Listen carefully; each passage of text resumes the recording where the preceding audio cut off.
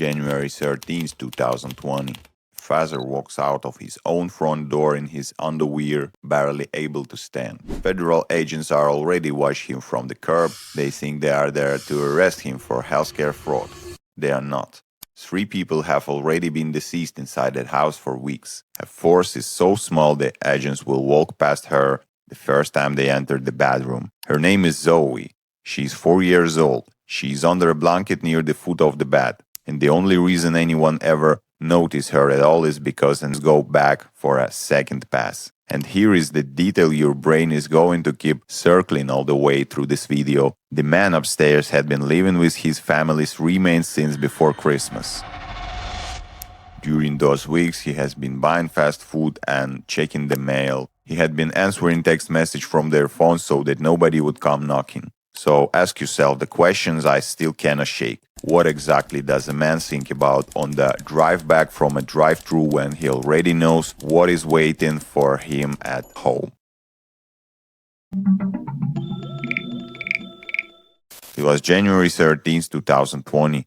Quiet residential street in Celebration, Florida turned into a scene nobody on the block was prepared for. Deputies from the Osceola County Sheriff's Office arrived together with federal agents from the United States Department of Health and Human Services. They were carrying an arrest warrant, and the address on that warrant belonged to the Todd family.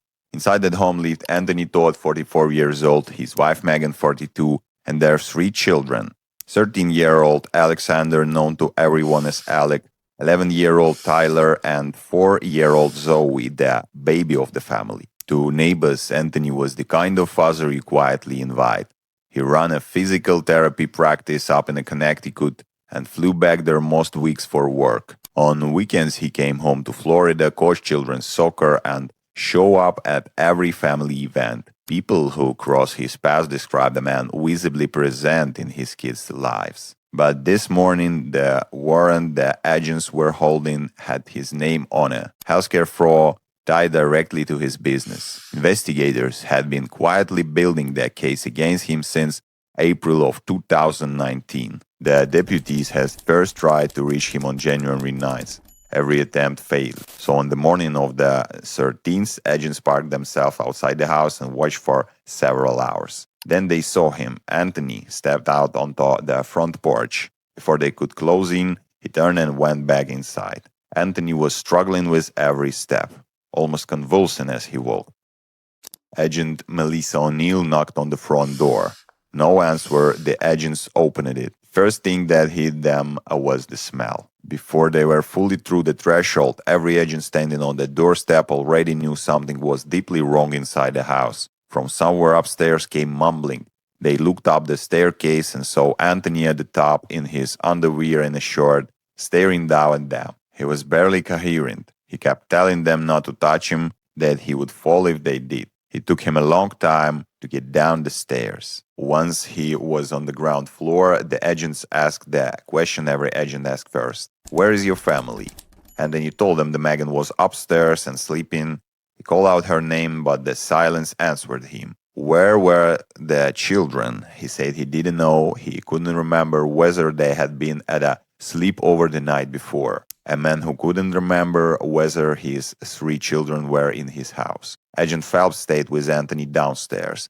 Agents O'Neill and Guyan climbed the stairs. The bedroom door was already open. They went inside. Agent O'Neill would later describe seeing a pair of feet and knowing instantly that the person they belonged to was beyond help. She could also see another person near them. In that one room on a single bed, they had found Megan, Tyler, and Alec. Zoe was not there. The agents searched the rest of the house, looking for the 4-year-old. When they couldn't find her anywhere, they walked back into the master bedroom and looked again. That is when they saw her. There was a small blanket near the foot of the bed. Zoe had been lying under it the entire time. She was so little, and the first pass had been so focused on the 3 larger figures that the agents had genuinely missed her. The family dog Breezy was also found deceased in the home.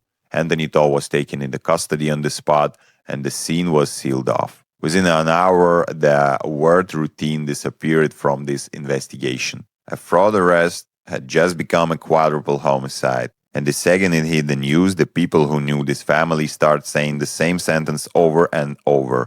It was never them. That couldn't have been them. Anthony and Megan had known each other since high school. People who knew Megan used the same three words about her over and over: sweet, loving, devout. One friend said her kids were just as kind as she was. Another said that two of them seemed genuinely in love. They ran family physical therapy together with two Connecticut locations in Colchester and East Hampton going back to 2008. Megan held a master's degree in physical therapy and was also a certified yoga instructor. The company's Facebook page described Anthony as a man who spent his free time coaching in the community and cheering on his clients at local events. The children had lives full of small, ordinary joys. Alec and Tyler were readers. Both of them loved music. On December 14, 2019, only weeks before the morning on their front porch, the two brothers performed at a holiday concert and picked up awards. Alec was honored for piano and violin, Tyler for piano and guitar. Someone took photographs that night of both of them posing with their awards and smiling. Those pictures were the last ones anyone would ever take of them. Zoe, the youngest, was remembered by Megan's aunt in two words: a total princess. On the surface, a happy family. Underneath the surface, something had been quietly collapsing for a long, long time. They had relocated from Colchester, Connecticut down to Celebration, Florida. How long they had been in that house was not entirely clear. Throughout that period, Anthony had been commuting back and forth to Connecticut trying to keep his business from going under. And then the court records surfaced, and the pictures on the outside of his family stopped matching the picture on the inside. He was drowning in debt. Over the years, lines had been placed on a condominium the family owned in Celebration, only blocks from their rental home on Reserve Place. On December 22nd, their landlord filed an eviction notice, more than $5,000 in unpaid rent. The fraud allegations against Anthony were laid out in an affidavit filed with the United States District Court of Connecticut. According to the document, Anthony had allegedly run a scheme that defrauded insurance providers out of roughly $130,000. The affidavit said he had been billing those providers for physical therapy sessions that were never actually performed. One family told investigators that their insurance had been billed for 172 hours of physical therapy, long after they had stopped attending sessions. Medicaid had paid Anthony more than $17,000 for those phantom appointments alone. Medicaid had also paid out more than $20,000 for Saturday sessions. Between 2015 and 2019, the business borrowed money from 20 different lenders. In a single month, the practice took on nearly $100,000 in short-term loans. Employees say they had either stopped getting paid or their paychecks were bouncing. When federal agents finally sat him down and asked him about the billing irregularities, Anthony initially denied everything. Then he admitted he had been adding things to his billing claims. When they asked if he had been living beyond his means, he reportedly gave them one sentence: "That's the best way to put it." And the financial damage didn't stop at Connecticut.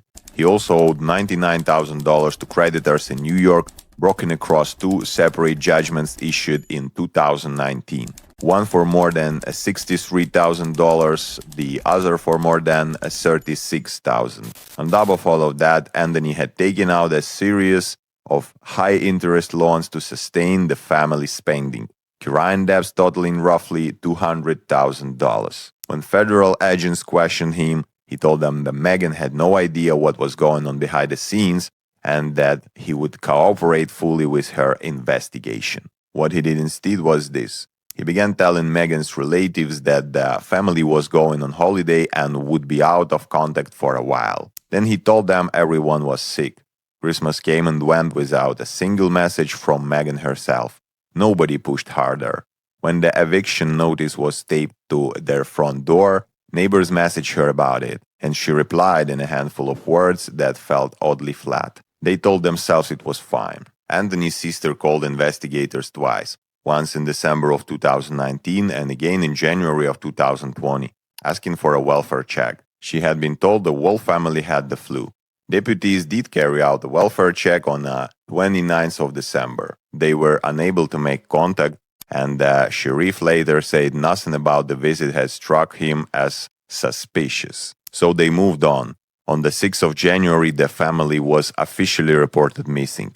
And when the federal investigators who had been waiting for Anthony's promised cooperation realized he had gone silent on them too, they decided to move on the arrest. That is, the morning agents came up the walkway, and what they found inside rewrote everyone's understanding of this family.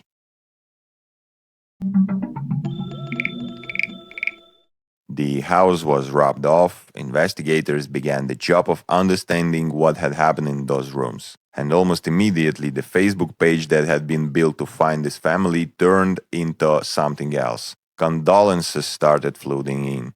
A search had quietly become a memorial. The police drove Anthony to a hospital after learning he had swallowed Benadryl. Once he was medically cleared, he was booked into the county jail.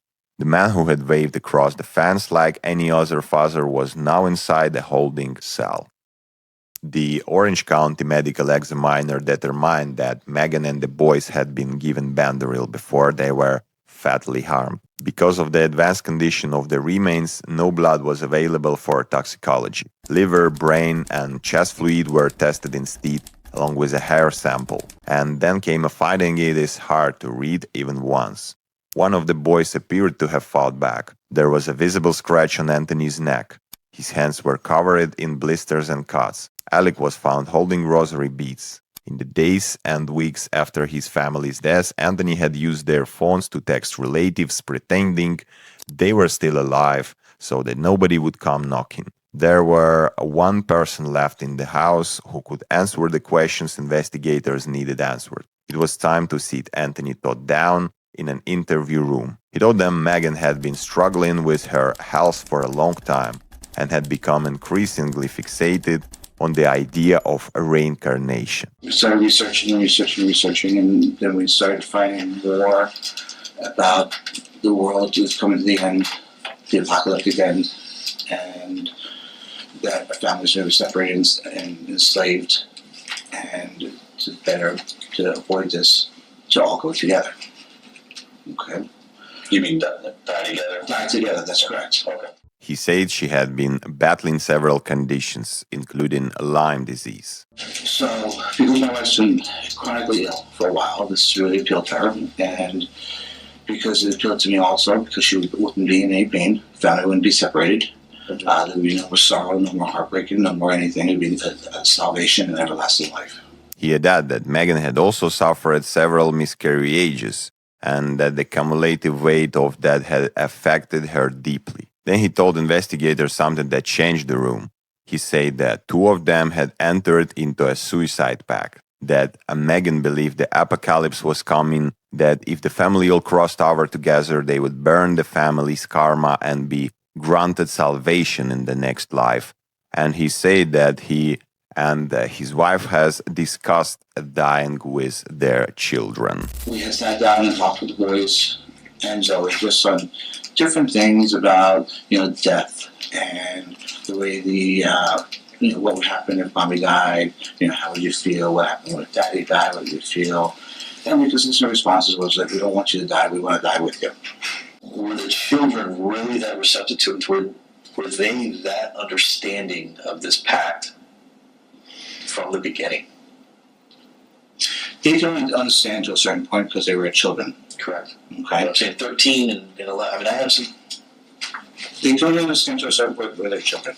Okay. We explain to them, and why don't you get your feelings about the aspect of, if mommy and daddy die, if mommy and daddy take their own lives, and get their feedback. And their constant response with different excuses question was they want to be with us. But the story ran directly into a question the investigators were not willing to let go of. If this was a mutual pact, why was Anthony the only one still breathing? He said everyone had been given Benadryl to make them drowsy. The investigator pushed back without flinching. I am not discrediting you. I am not saying you are a bad person, but there are just some things I do not believe. You two seem very planned. If this was really a methodical suicide pact, I do not understand why, once the children were gone, you and she still had to figure out what happens next instead of already knowing exactly who goes first and how it would happen. So we were coming up with different things of how we could do this. We didn't know how we could do this because we're not violent people. Okay, not violent people at all. First, we said, what if we, we started reading different things. If something came on TV about cough medicine, okay, so could they have some cough medicine that would put them to sleep? They'd overdose of cough medicine, just put them to sleep. Nice peaceful death. Okay. So my wife made a pudding pie, jello pie, froze it, nothing happened. What was in the pie? What was in the pie? Sleep, ease, these different things with drama, this stuff that puts you to sleep. We found out that the best drug to use was that drama. It's the stuff in Benadryl. It's the safest way to put away. The safest way to put it. So it didn't work. 4-year-old Zoe, the baby of the family, was the first to die. The children, you said, died 24 hours or so a day prior to Megan? Correct. Okay, so let's go to the day of their death. How did this go down? Zoe first. Okay. Meg walked into the room and she walked back into her room. And it took me 2 or 3 hours sitting there because it's a tough. But the everlasting salvation, the thought of that everlasting salvation was there, and I needed to save her soul. We wanted her to be with us. The initial thought was to stab into the umbilicus above the navel, but then she rolled and started squiggling, and I put my hand over her mouth and I put a pillow over top of her. So she went, and then she started to fade away. So how long would you say it took you to take her life? I want to say 10 minutes, 15 minutes, around there. It seemed like that night took forever, so it's hard to really gauge on the time. Okay. And you said you used a pillow over her head? Yes. So for 10 minutes to 15 minutes, you held a pillow over your daughter's head? Mm-hmm. How long did she kick and scream? Only for a couple of minutes. A couple minutes? Mm-hmm. Next, he killed his 13-year-old son, Alec. So Zoe's gone. You and Megan console each other, whatever you guys have to do. Mm-hmm. And then what happens? We go into Alec's room. Beforehand, we had talked about the aspect of she's got to hold his feet down, and I'll do the stab. How old's Alec? 13. Okay, so he's the oldest. We walk in. He's on his back. She's just sitting there, holding his feet together. We're just in there, just eyeing each other, just gaining the confidence, I guess. And I go to, I stabbed him, and he started kicking. Was trying to get up, and he kept rolling. So I ended up putting there was a pillow there, and I put a pillow in the back of his head so he wouldn't hit me with the back of his head. And I reached around with my hand and held his nose in his mouth. And he kept rolling and kicking and rolling and kicking, and then it eventually stopped. Where was Megan at? Megan left midway through it and was back to the room. How long would you say it took to kill Alec? That one I have no idea. It went quickly, but I don't know. You're saying that you were solely responsible for his life loss, his murder. That's correct. Okay. Your wife at this point was where? She had gone back to the room. The guy had started bleeding quite a bit, but then being strong, he kept moving. So then again, I had to put a pillow on top of my hand, and he went really, really, really quick. He said that Tyler, 11, died next. The boys. Yeah. Are you sure that you stabbed them prior to them being deceased? Yes. 100% sure, without a doubt. Okay. So if a doctor, medical examiner, tells you that that the wounds, or tells me, are done post-mortem, Mhm. what would you say to that? Absolutely correct. Absolutely correct. Okay. You're firm on that? Firm. Okay. Because everything we've talked about Mhm. has been pretty damn consistent. You know what I'm saying? Mhm. But the biggest things were, she had some concern yesterday that it appeared, and she even noted that the boys' injuries, without a doubt, were done after they were dead. Okay. I can tell you that absolutely 100%, because after it was done, they dug and the knife went and had to find the knife both times afterwards, after I was done suffocating. So Tyler is killed. Who's in the room when he's killed? It's just me and Tyler. Megan is outside the door. What is she saying during any of this? She's doing meditations. Was she drinking or consuming anything that would maybe Not at that point, no. bring her down? Okay. It's just a lot for a parent to go through. Yeah. I mean, it's a lot for a human being to go through, let alone a parent. Okay. But we had salvation in mind. We had the greater, and that's, in all honesty, that's it. We love our kids, and that's. I just suffocated the dog. You didn't stab the dog? I didn't stab the dog. Or stab one on the dog? That's interesting because I didn't stab the dog. Well, there was a stab wound on the dog. Okay. The dog was collected as well. So. I doubt. It's neither here nor there. I'm just talking. No. Okay. All right. So the dog's dead. Hmm? Now what happens? Meg wanted to go. He said Megan had told him, "If you love me, you can do this.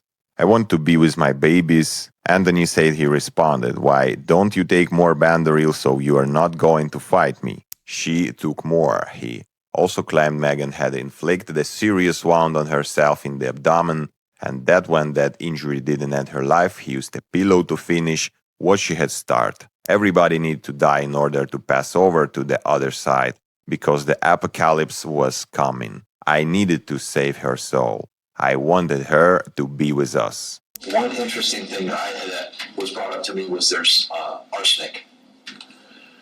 I know. Tell me about that. Oh, there is arsenic? Yeah. Where? In your home. If I want to know now, I would use that. So you didn't use that? No. Okay. Where was arsenic? It was collected. There's a lot of like old school medicine. I didn't know if maybe, because you had talked about the other day, your wife was maybe into like a little bit of alternative medicine. Yeah, she's in alternative medicine. So there was like thistleweed or something like that. That's what we do. What is it called? Something milk? Milk thistle. That's what liver. Milk thistle. That's for your liver? Mhm. Liver detox. So did you know that there was arsenic in your home? No. So that should not be in any of the bodies? No. Okay. That you know of? That I know of. After the death of his entire family, Anthony moved them all into the bedroom. He told the investigators his plan has been to join them. "That is where I want to be," he said. And yet he didn't. Instead, and this is the part that gets under the skin and stays there, after the death he admitted he had left the house to buy alcohol, check the mail, and on multiple occasions to go out for fast food. He walked out into ordinary life. He got into a car. He placed an order. He came back to the house, parked in a driveway, and walked back inside. And then he did it again. He told investigators that death had happened before Christmas. That means he had been inside a home with his family for several weeks. Let us sink in. Is there any message or anything like that you want me to relay to them? Because I will speak with them today. Just tell them that I love them, but this was done, the decision our family made to do. Okay. So I'm not hiding behind lawyers or anything. This is what happened. Was it you or Meg that was primarily, So I was born a follower. you were born a follower? I was more of a follower. Oh, born a follower. Photos released from the scene show the items investigators say were used: 2 hunting knives, 2 boxes of Bandoril tablets, a bottle of antihistamine syrup. A search of the garbage revealed additional empty boxes of Bandoril, confirming the pattern of what had happened under the roof. Unfortunately, for your sake, we are still on this side, okay? You're not with your family right now. So you are going to be charged with their murders. You understand that? That's fine. Okay. So, I mean, it's a formality that we have to take part in. Okay. I know you may see things differently. Oh, I understand this. Okay. Fine. Okay. Anthony has cooperated with the investigation, and he has confessed to killing his wife, Megan, Tote. Along with their children, 13-year-old Alex, 11-year-old Tyler, and the Osceola County Sheriff announcing on the brink of tears, little Zoe, who was 4 years of age, born July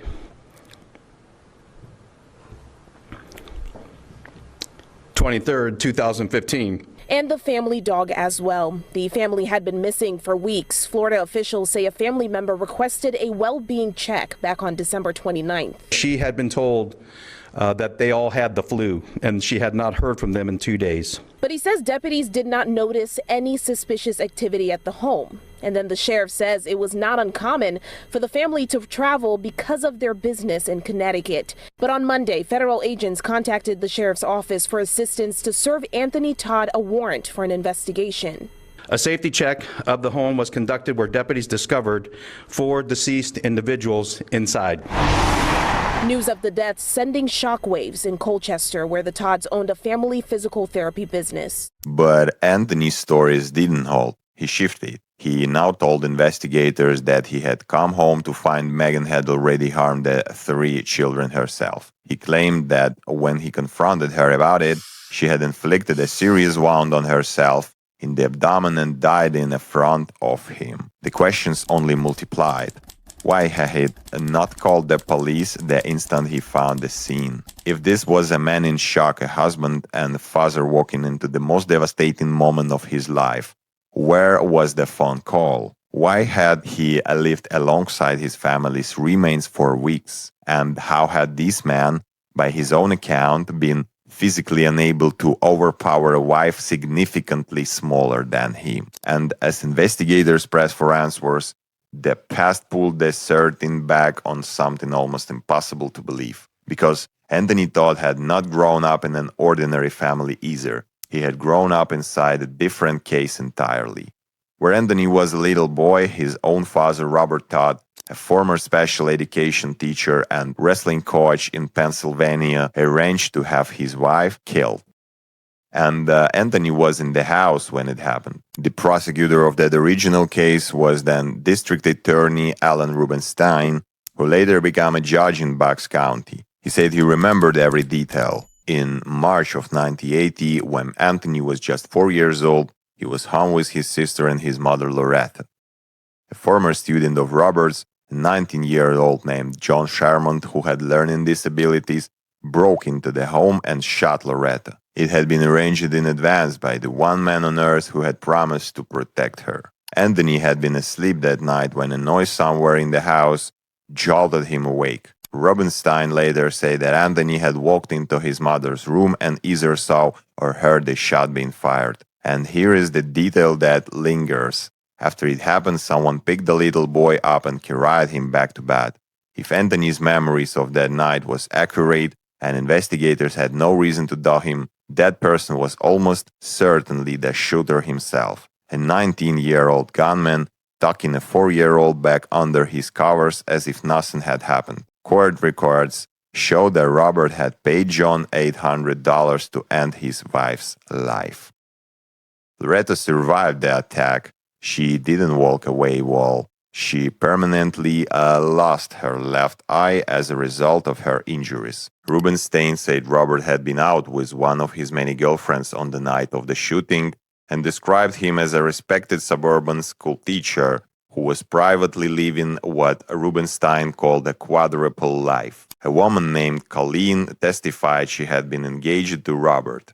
A 17-year-old student named Judy, a pupil at the high school where he worked, testified that the two of them had been in a relationship. At trial, Rubenstein argued that Robert's engagement to Colleen had likely been the motive. He also told the court that Robert had allegedly tried on 2 previous occasions to get John to carry out the killing, and that John had backed out both times. Robert Todd ultimately served about 10 years in prison for his role in the attempted murder, and for a long time Loretta believed her husband had been framed. She stood by him through the trial. She was visibly shaken in the courtroom when the guilty verdict came down. She supported him for a period after the conviction too. Eventually, she built a new life. She moved to Connecticut, came to accept that her husband had genuinely arranged her killing, filed for divorce, remarried, and raised her children there. And now, the little boy who had once been carried back to bed on the worst night of his mother's life was standing in the center of the courtroom as a grown man, accused of the murder of his own wife and children. Anthony Todd pleaded not guilty. That meant trial. He walked back his earlier confession and claimed the only reason he had initially admitted to the killings was that he was trying to protect Megan. But what investigators kept coming back to was simpler. They told the court bluntly that Anthony's spiraling financial collapse had almost certainly been the engine behind what had happened in that Celebration home. His finances were a complete mess. Obviously, it's been brought up that your finances are a mess. Yeah, that's better. Yeah. Does Megan actually know the complexity of your financial mess? Mm-hmm. Which had nothing to do with the finances, though. Okay, and that was kind of my... This has something to do with the fact that because with the transition, the apocalypse coming to the end of the day is coming in December. We need to make this transition because by the end of December, this is when this was supposed to happen. While awaiting trial, Anthony gave an interview to the New London Day, insisting once again that he was innocent and that he had nothing to hide. He called what had happened to his family a tragedy and said he intended to use the trial as his opportunity to tell his side of the story in full. In a recorded phone call from jail, he told a relative that he had no memory at all of the weeks that followed his family's death. He said those weeks were simply gone, a blank he couldn't explain. Investigators claim after his arrest, Anthony Todt confessed to killing his wife, 3 children, and the family dog. But now Todt is telling a different story. Jail phone calls obtained by Wesh 2 News record Todt telling his sister he was not present when his family was killed. He also implies his wife Megan was the real killer and that it wasn't her first attempt. Didn't stop this because I wasn't there. I know, I know, and I get what you're saying. I'm just saying, this is awesome. Attempts, just so you know. Huh? Multiple attempts in the last. Todt made similar claims in a letter to his father in June. He said his wife was the one who drugged the children, stabbed and suffocated them, and then stabbed herself. FBI agents found Todt inside his Celebration home with the bodies of his family back on January 13th. They came to arrest him on a warrant related to a health care fraud investigation of his Connecticut physical therapy practice. He was indicted on 4 counts of first-degree murder and pleaded not guilty. His public defender has not responded to requests for comment on Todt's claims his wife was the killer. In the phone call with his sister, Todt claims his family meant everything to him. I'm still madly in love with her. I'm still madly in love with the kids. Todt is being held at the Osceola County Jail. He kept proclaiming his innocence and grew more vocal in his criticism of how the media had covered the case. He talked about filing lawsuits. He talked about starting a nonprofit in memory of his family. He followed through on at least the lawsuit part. He filed a federal claim seeking $9.9 million against his jail in Florida. The suit alleged that a 27-page letter he had written in June of 2020 to his father had been released to the public without his authorization. Prison staff had scanned the letter for illicit content before sending it out, which is standard procedure. The Orlando Sentinel obtained the copy through a public records request and published its contents. And the contents were striking. In the letter, Anthony was still blaming Megan for what had happened to the family. He described in his own words what he claimed she had done, alleging that she had given the children Benadryl and Tylenol PM, separated them, and returned at 11:30 that night to harm each of them. He wrote that when he learned the letter had been made public, He had run to the bedroom and been physically ill. He described himself as weak, overwhelmed. His lawsuit argued that the release of the letter had violated his right to due process and amounted to an unlawful search and seizure. It claimed that the jail had taken possession of his correspondence without a court order and that prosecutors had tipped off reporters to its existence. Before trial could begin, his defense team asked the preceding judge, Kate Carsten, to exclude the 3 confessions Anthony had made to law enforcement in connection with the death of his family. According to court documents, when Todt talked to detectives at the hospital when he was arrested, due to his, quote, suicidal emotional state, he was unable to execute a knowing, intelligent, and voluntary waiver of his Miranda rights, end quote, and that Todt's Benadryl overdose caused him to feel foggy. Investigators say Anthony Todt confessed to killing his family, but now that confession will no longer be used in trial. In a hearing earlier this week, we learned the detectives who interrogated him after he was arrested didn't fully inform him of his Miranda rights before their first interview, which is why a judge has decided to exclude the evidence.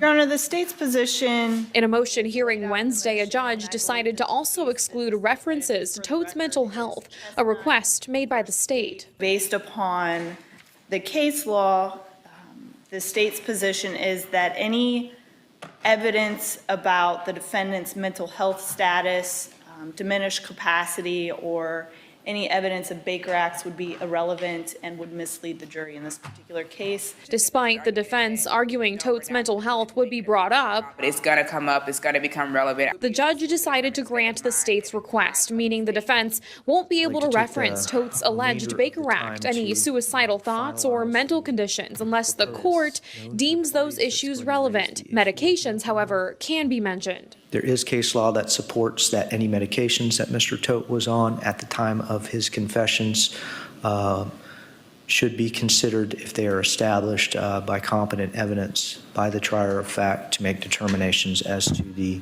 weight and credibility of those confessions.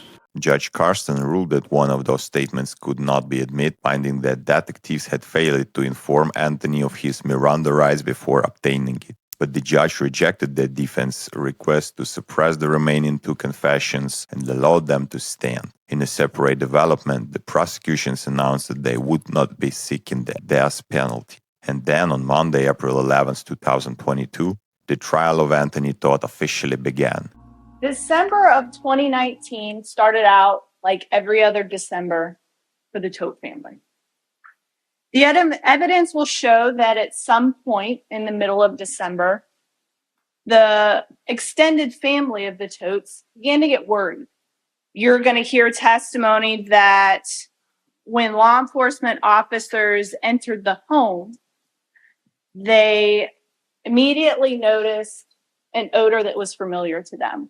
And you're going to hear from the law enforcement officers that went into the master bedroom in that second story of that home and located Megan Todt, Zoe Todt, Alexander Todt, and Tyler Todt, all deceased.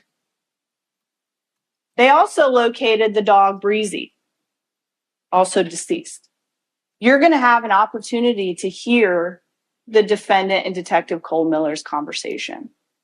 And you're going to be informed by the defendant in his interview that he is the one that took the lives of Megan Todt, Alexander Todt, Tyler Todt, and Zoe Todt. After you have an opportunity to hear everything, the state's confident you're going to return verdicts of guilty in this case. Thank you.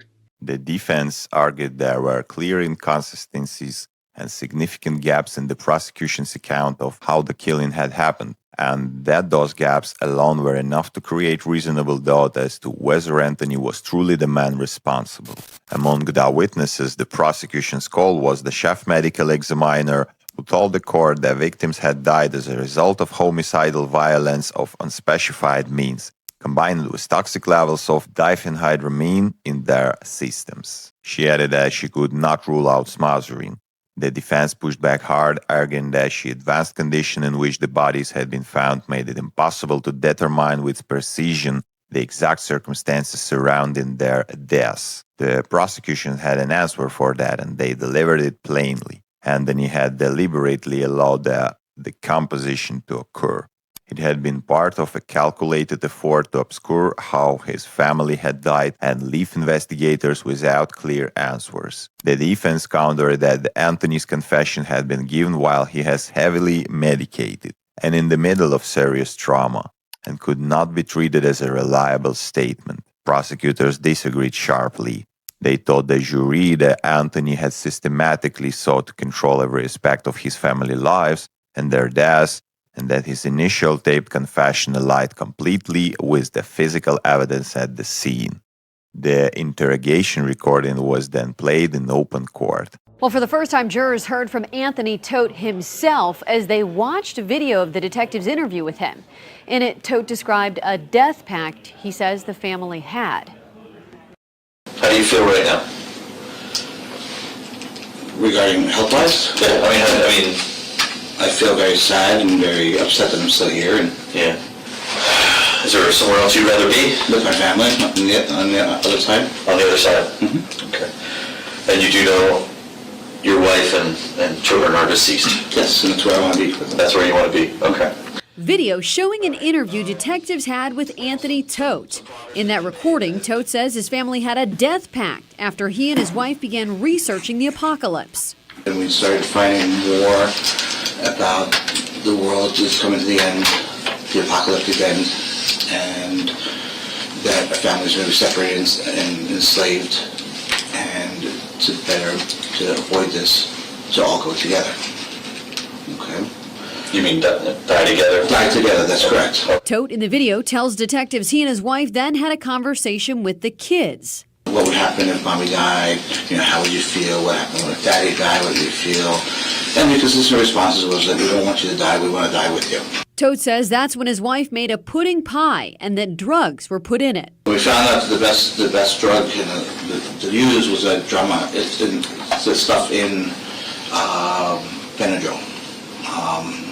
That's the safest way to put away. That's the safest way to put it. So it didn't work. So we kept thinking, talking, and just researching different things. And the video continued on with Todt walking detectives through what happened, saying the kids were killed first, but the interview is too graphic to share. So, have you communicated with anybody after that? Has anybody texted you? Have you been using any of the other devices, anything like that? Using devices to text people, yes. And why'd you do that? Keep people away so I can finish myself. Gotcha. I know people said that they were communicating with what they thought were your family members. Mm-hmm. And ultimately it wasn't. No, it was me. It was you. Yep. Anthony told the court he had no memory of giving that recorded interview at all. He said that around that time he had fallen down a flight of steps, struck his head, and that was his explanation for the gap. His defense attorney made the point plainly to the jury.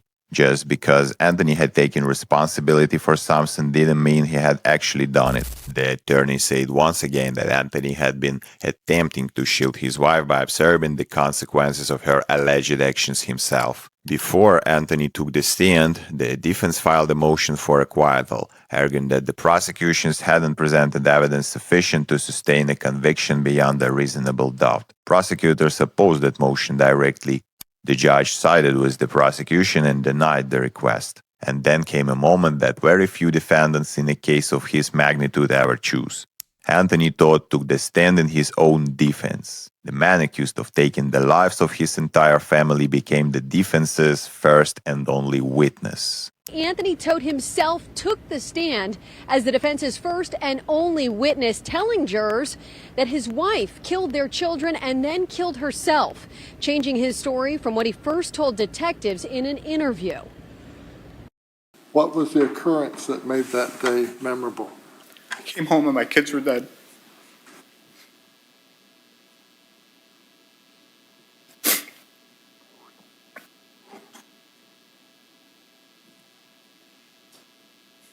It was the most horrible day of my life.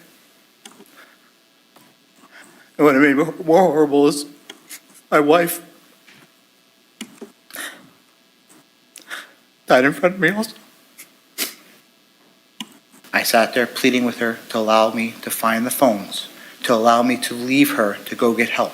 But just the day before, jurors watched a video of Todt in an interview with detectives that happened back on January 15th of 2020. And in it, Todt said he stabbed the children. His defense asking him about that today. Why did you say that you performed the incisions on the bellies of the children? It goes back to the aspect is I was covering for my wife. I don't even remember that day. Last thing I remember was falling down the stairs and smacking my head on the stairs, which resulted in a fracture on my neck.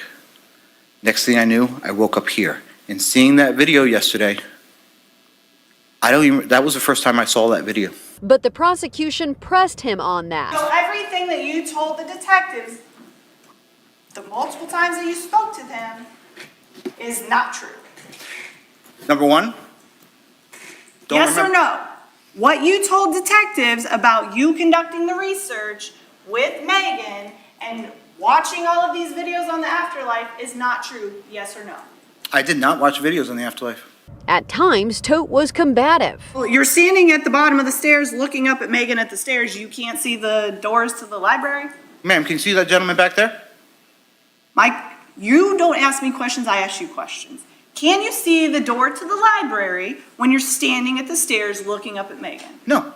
On the stand, Anthony insisted that Megan had been the one responsible for the deaths of their children and that he had merely been complicit in some way. He said he had given them medication. He framed his own role as passive, almost incidental to what had happened. He told the jury he had been in the room when the children died.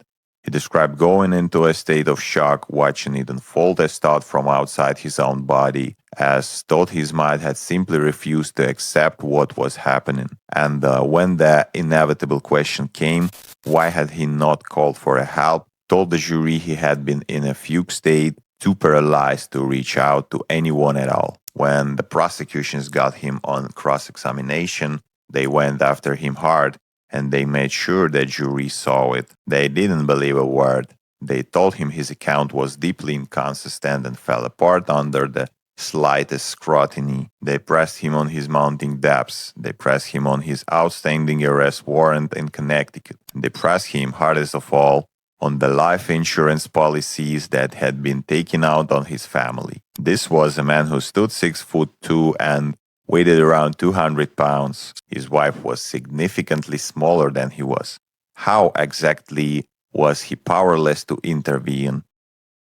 The prosecution argued in front of the jury that it was Anthony who had given the drugs and physically harmed each member of his family. They told the jurors he had watched his family die and used those weeks afterward not to grieve, not to seek help, but to carefully plan out his defense. The picture they painted was not one of a broken man in a shock. It was one of a man in control. After all the evidence and testimony had been heard, the jury retired to deliberate. The deliberations didn't move quickly.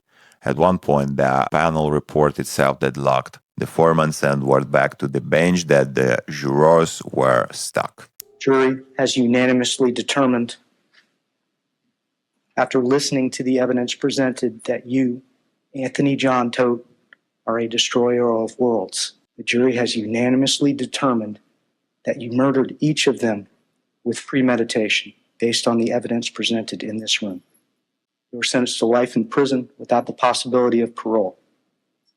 Circuit Judge Keith Carston sentenced him to life imprisonment without the possibility of parole on each of the 4 murder convictions. He also imposed the maximum sentence of 1 year on the animal cruelty charge. The court ordered that all sentences be served consecutively. My name is Cynthia Kopko. I am Megan's aunt and godmother to all her children. I just have to say something about the communities that were affected. All the children in celebration, the children would ask their fathers, "Are you going to kill me at some time? Do you think you're going to kill me?" And I had warned Megan many times when we used to have things called girlfriend days where it would be my mother, Megan, myself, and the kids, and we would say, we're going out for the day and we're going to get shoes for all the kids and we'll have lunch. But Megan would get called and she goes, oh, that's Tony. And I said, don't worry about it. We're in the middle of a conversation. 5 minutes later, he would call back again. And she said, oh my gosh. And then she would decline.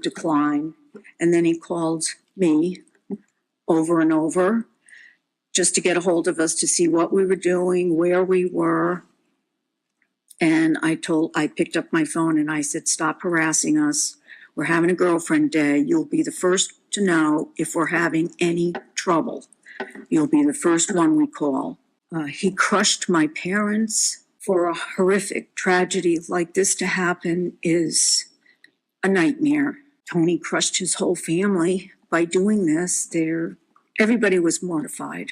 We loved Megan and the kids very, very much. And all I have is pictures and memories I can hold in my heart. And my parents miss them, and his parents miss them, and our families miss them very, very much. Anthony showed no remorse and no emotion as the courtroom waited for the panel's final answer. He was already serving 5 years in prison on his outstanding arrest warrant in Connecticut, stemming from the fraud conviction. During closing arguments, prosecutors has told the court that case ultimately came down to one word: control. He gave one complete statement to law enforcement and a completely different statement to you in court yesterday, the prosecutor said. Well, alrighty, the reason we are here today is control. The defendant wants control. How the defendant describes going into each child's room and doing what he did is consistent with the evidence found on the scene, she said, adding that the only inconsistency was the order in which it had occurred. The jury is talking that deadlock was brought back into the courtroom where the judge delivered what is known as an Allen charge, and additional instructions encouraging jurors to continue deliberating and to re-examine their own position, particularly those held in the minority. The day was the 14th of April 2022. Verdict as to count 1. We, the jury, find the defendant guilty of first-degree murder as charged in the indictment. Verdict as to count 2. We, the jury, find the defendant guilty of first-degree murder as charged in the indictment. Verdict as to count 3. We, the jury, find the defendant guilty of first-degree murder as charged in the indictment. Verdict as to count 4. We, the jury, find the defendant guilty of first-degree murder as charged in the indictment. Verdict as to count 5. We, the jury, find the defendant guilty of cruelty to animals. Anthony Todd was found guilty on 4 counts of first-degree murder and 1 count of animal cruelty. The now 46-year-old shook his head as the verdict was read, seemingly in disbelief. I love my wife. I love my children. I was not there the night my children died, he said. So this is not helping you in this progress on, so I encourage you to. I'm sorry. I love my wife. I love my kids. They were first and foremost in my life. I did not do this. I provided for my wife, provided for my kids, did everything I could. I understand the jury came back. I understand evidence wasn't heard. I don't remember that time, from the time I fell down the stairs to the time I woke up in the jail. I loved my kids. I love my kids every day. It's only recently that I just stopped crying myself to sleep. My kids and my wife were everything to me. They were the center of my universe. When I came home, I was shattered. I appreciate you listening to me, sir, and I know you're in your situation. I did not do this. Thank you for listening to me, sir. Anthony's father, Robert, the same man once convicted in connection with the attempt of his own wife's life, watched the trial from home. He said the verdict had been very difficult to take. He also reflected on what his son had witnessed on the night of the attack against Loretta. He saw the gun, he saw the guy, he saw everything. I gave up on the position as that, Robert said, adding that he and Anthony had not spoken for years afterward and that the two of them were now in a regular contact again. He added that he did not feel Anthony had been given a fair hearing. Circuit Judge Kate Karsten sentenced Anthony to life imprisonment without the possibility of parole on each of the 4 murder convictions, and imposed the maximum sentence of 1 year on the animal cruelty charge. The court ordered every sentence to run consecutively. No overlap, no relief from the weight of what had been decided in that room. My name is Cynthia Kopko. I am Megan's aunt and godmother to all her children. I just have to say something about the communities that were affected. All the children in celebration, the children would ask their fathers, "Are you going to kill me at some time? Do you think you're going to kill me?" And I had warned Megan many times when we used to have things called girlfriend days, where it would be my mother, Megan, myself, and the kids, and we would say, "We're going out for the day and we're going to get shoes for all the kids and we'll have lunch." But Megan would get called and she goes, "Oh, that's Tony." And I said, "Don't worry about it. We're in the middle of a conversation." 5 minutes later, he would call back again. And she said, "Oh my gosh." And then she would decline. And then he called me over and over just to get a hold of us to see what we were doing, where we were. And I picked up my phone and I said, "Stop harassing us. We're having a girlfriend day. You'll be the first to know if we're having any trouble. You'll be the first one we call." He crushed my parents. For a horrific tragedy like this to happen is a nightmare. Tony crushed his whole family by doing this. Everybody was mortified. We loved Megan and the kids very, very much. And all I have is pictures and memories I can hold in my heart. And my parents miss them, and his parents miss them, and our families miss them very, very much. He later filed an appeal of his conviction and sentence to the 5th District Court in 2022, and there is no available information as to the current status of that appeal. Megan, Alec, Tyler, and Zoe deserved someone in their corner. What I kept coming back to is this: how many people around this family had enough information to act and didn't? At what point does that become a warning sign we are allowed to take seriously? And if the violence of Anthony's own childhood shaped him in ways that nobody ever addressed, does that context explain anything, or does it simply not matter once you have made the choice? If this case stuck with you, subscribe. No algorithm games, just careful work on cases that deserve more than a headline. Well, alrighty. Next, we are looking at a case where the danger didn't come from the inside the home. It came from someone the victim thought she had already escaped.